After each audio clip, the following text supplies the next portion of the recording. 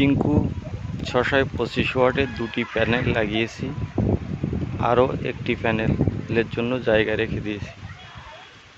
Structure জাহাজের angle দিয়ে করা,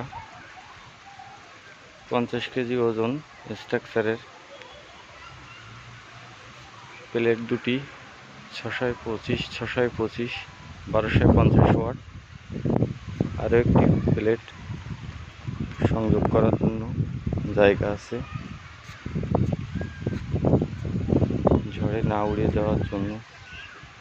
প্রত্যেকটি পায়ার সাথে বিমগুলো রয়্যাল বল দিয়ে আটকানো আছে।